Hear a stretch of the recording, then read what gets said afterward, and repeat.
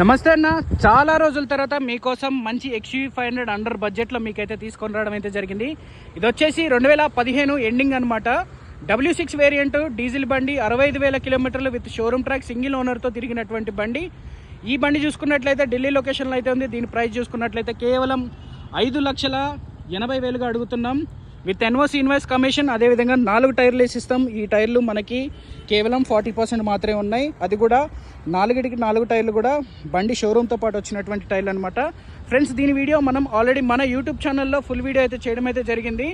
మీకు ఎవరికన్నా ఇంట్రెస్ట్ ఉంటే డిస్క్రిప్షన్లో నెంబర్లు ఇస్తా, కాల్ అయితే చేసి ఎంక్వైరీ అయితే చేయొచ్చు.